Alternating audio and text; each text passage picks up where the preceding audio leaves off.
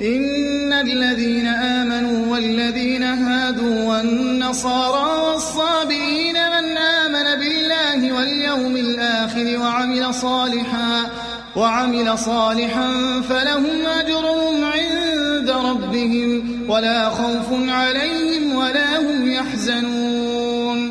یقین جانو کہ نبی عربی کو ماننے والے ہوں یا یہودی، عیسائی ہوں یا صابی، جو بھی اللہ اور روز آخر پر ایمان لائے گا اور نیک عمل کرے گا، اس کا اجر اس کے رب کے پاس ہے اور اس کے لیے کسی خوف اور رنج کا موقع نہیں ہے۔ وَإِذْ أَخَذْنَا مِيثَاقَكُمْ وَرَفَعْنَا فَوْقَكُمُ الطُّورَ خُذُوا مَا آتَيْنَاكُمْ بِقُوَّةٍ وَاذْكُرُوا مَا فِيهِ لَعَلَّكُمْ تَتَّقُونَ۔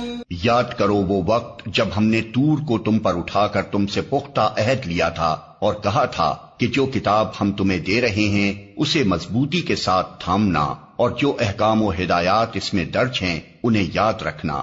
اسی ذریعے سے توقع کی جا سکتی ہے کہ تم تقوی کی روش پر چل سکو گے۔ ثم توليتم من بعد ذلك فلولا فضل الله عليكم ورحمته لكنتم من الخاسرين۔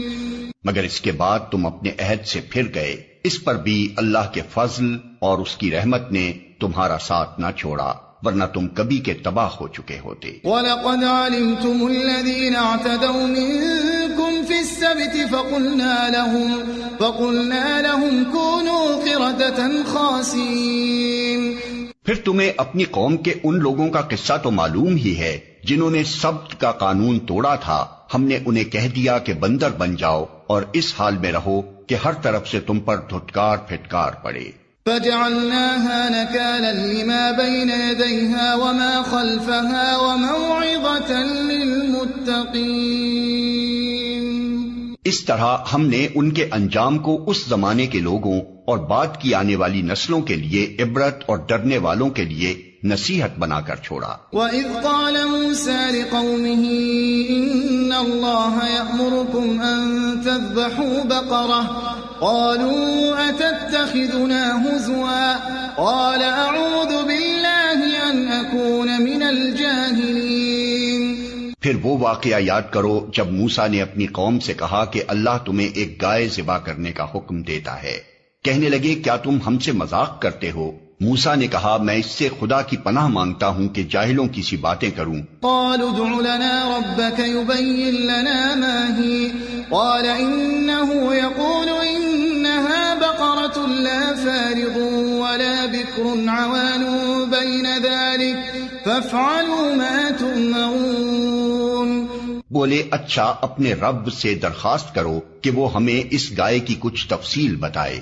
موسیٰ نے کہا اللہ کا ارشاد ہے کہ وہ ایسی گائے ہونی چاہیے جو نہ بوڑھی ہو نہ بچیا بلکہ اوسط عمر کی ہو، لہٰذا جو حکم دیا جاتا ہے اس کی تعمیل کرو۔ قالوا ادع لنا ربك يبين لنا ما لونها قال إنه يقول إنها بقرة صفراء فاقع لونها تسر الناظرين۔ پھر کہنے لگے اپنے رب سے یہ اور پوچھ دو کہ اس کا رنگ کیسا ہو۔ موسیٰ نے کہا وہ فرماتا ہے زرد رنگ کی گائے ہونی چاہیے جس کا رنگ ایسا شوخ ہو کہ دیکھنے والوں کا جی خوش ہو جائے۔ قالوا ادع لنا ربك يبين لنا ما هي إن البقرة شابه علينا وإنا إن شاء الله لمهتدون۔